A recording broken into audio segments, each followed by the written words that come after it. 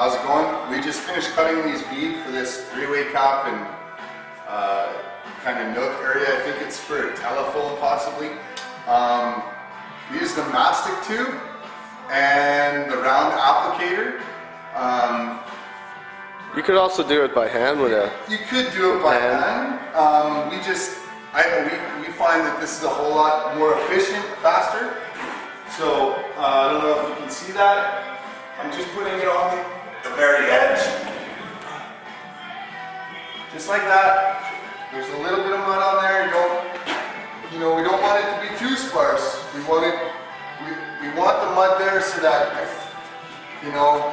if it's not going to fit right, if it's warped wall, whatever the case is, that our mud is going to compensate for any warping or anything like that. They don't make, well, we can't seem to find an outside 45 applicator. We know that they make them, we just can't seem to find them. So we put our outsides on by hand, because that's the only way we can. So this is how you put mud on by hand. This is how you put mud on by hand. Just will show you. You want a relatively flat area when you start to put mud on and you put your beads on. You want it to be a good, even area. Let me show you. You grab some mud, put it on your knife, and slowly go up the wall. Slowly go up the wall. On the other side, you might have to go down though. I go down on the back side. I can also come up, but it seems to work really good with gravity if you go this way. And again, I want to stuff some mud in here. I want to have a lot of mud there. Yeah, you want to have a lot of mud to play with, and then you wipe it all off. So. That's right. But you don't want to have too much where it's like sloppy everywhere. Off the ground and your mud. So of course there's a right amount of mud. Yeah. Okay. So now that everything's mudded out, we're going to start with putting on these rounds.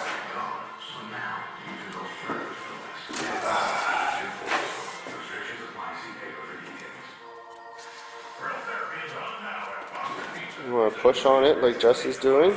You want to squeeze the mud out in between those little holes. Make sure that it's even on the wall. Not too much to the one side or the other. That's right. And if there's not enough mud in a corner like this or something, just stick your bead in the mud. Get a little bead on or mud on your bead so that when it goes in there, it's actually grasping something.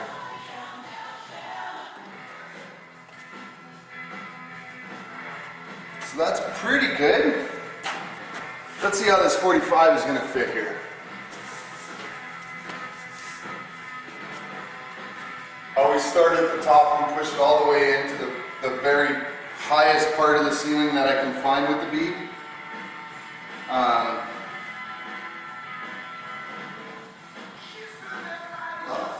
That looks pretty good to me. Are you wiping it now? Or? Yeah. I think that looks pretty good. We'll just start by taking some of this mud off here. Not too much.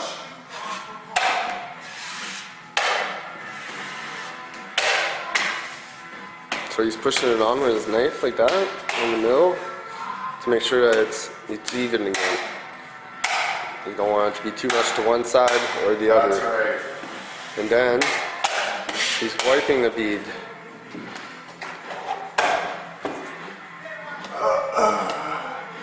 Wiping the bead. You want to make sure that you fill in all the holes. All the holes are filled with mud.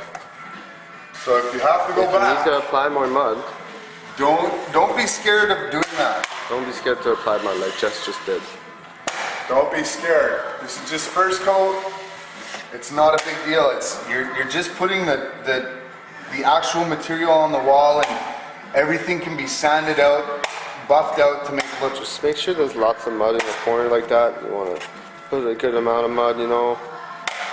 Notice kind of like how Jess is doing, because you want it to stick real good, you know, with this taping mud.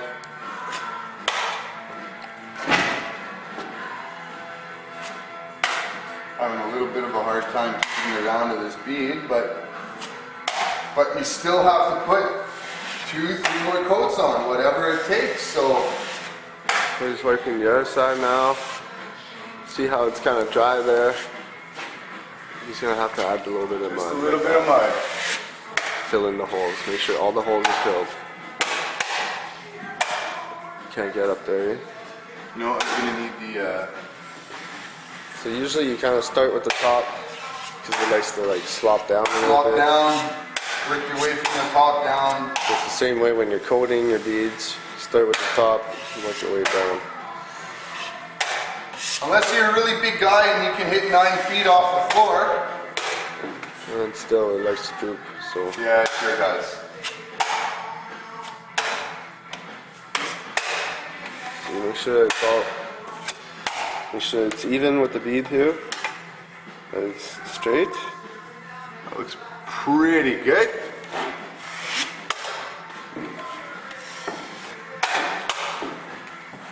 And again, we'll come over here and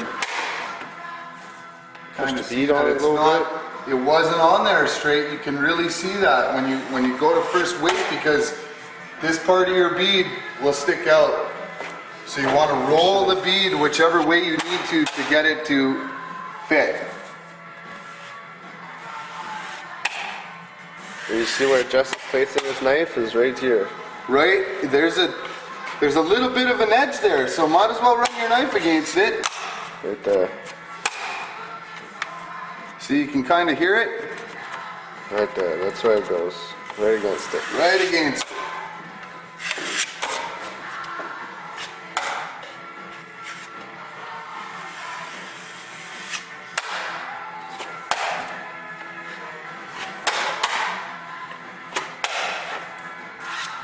You want it to look good for your next coat, so that your next coat goes really nice.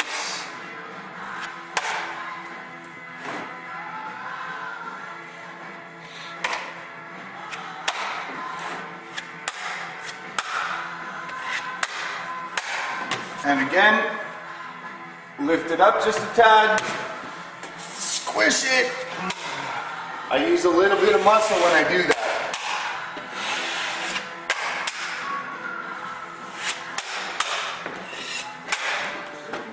As you see it too, he kind of cleans up the extra mud that's left over on the bead there afterwards. See, he cleans it up, cleans it all up. You don't want a bunch of mud left over on your beads, No. especially taping mud, because It's not fun to sand. just likes to fill in the crack with taping mud like that. I find it's a little bit tougher than our finished mud. It is, it's hard to sand too a little bit, but And voila, Oh. I think that's, don't forget about the top, guys. Don't forget about the top. so that's the three-way cap that we were trying to install. She's on now. Now we're gonna coat it. Well, we're gonna have to wait for the bead to dry a little bit. Then we're gonna coat it.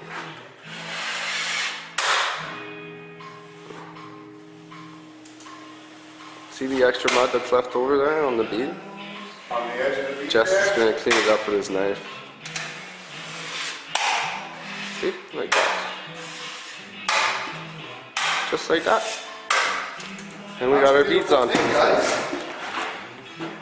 Next we're gonna coat it. Thing.